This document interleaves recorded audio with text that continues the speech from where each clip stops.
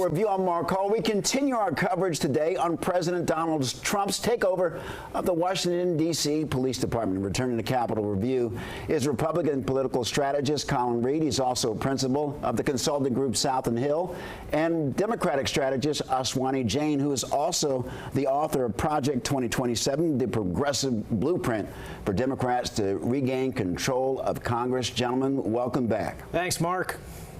Thanks for having me.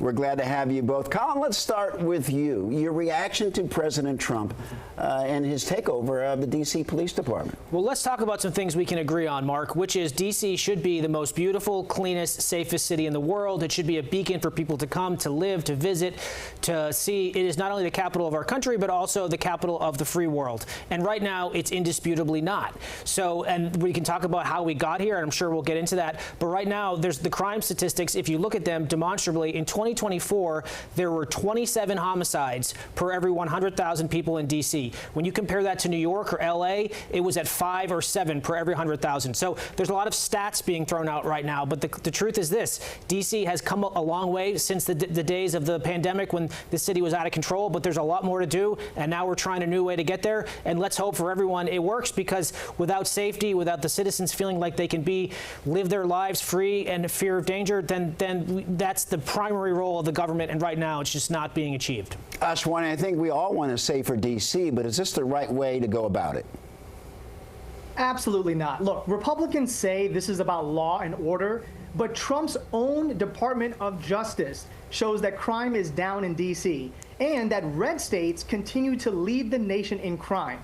So I wonder, where's the National Guard being deployed in those red states? Meanwhile, Trump is slashing funding for gun violence prevention programs that actually reduce violent crime. And let's not forget, these policies are being pushed by a man with 34 felony convictions who did nothing as a violent mob attacked the U.S. Capitol and beat police officers. In fact, he pardoned those criminals. So the problem is not protesters, it's not blue states or blue cities, it is Republican policies, Republican states, and their clear hypocrisy.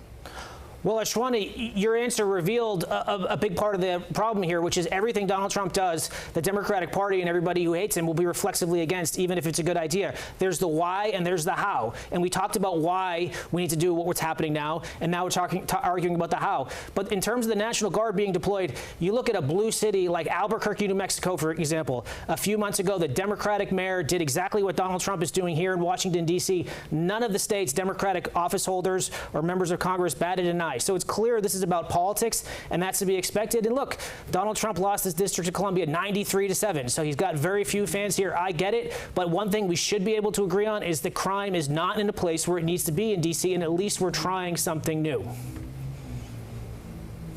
This is not the way to do it. Again, according to his own Department of Justice, Trump's own Department of Justice, crime in D.C. is at a historic 30 or 40-year low.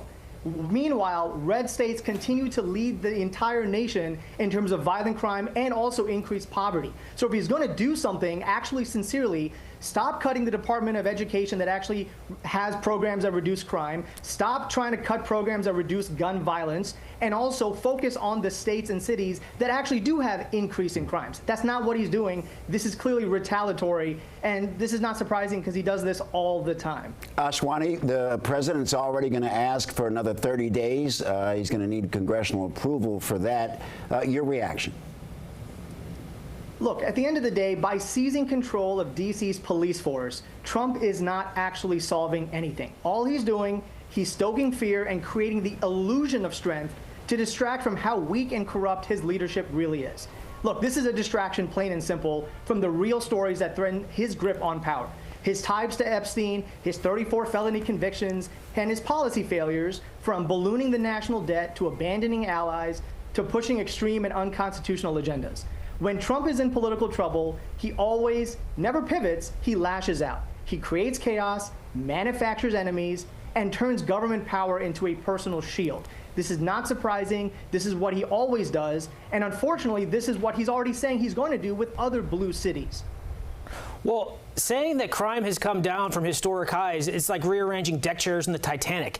It's nothing to be proud of. And sure, the situation may not be as bad as it is a few years ago when we were being told, for instance, that to avoid carjacking, you should drive in the middle lane, keep your windows up, not slow down at red lights if you can avoid it. It was lunacy.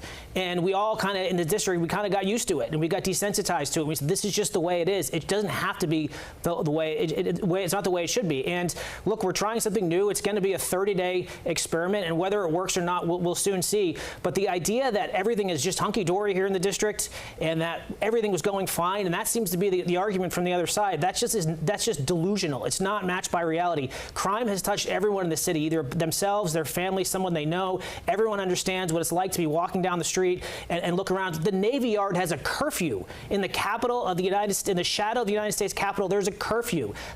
It should be unacceptable to everyone. So whether this works or doesn't, we're going to find out, but at least it's something new. At least it's a break from the status quo, and let's see where it goes. All right, gentlemen, we'll leave it right there. Stay with us. We're going to continue our discussion about the president's takeover of the Washington, D.C. Police Department on the other side. You're watching Capitol Review.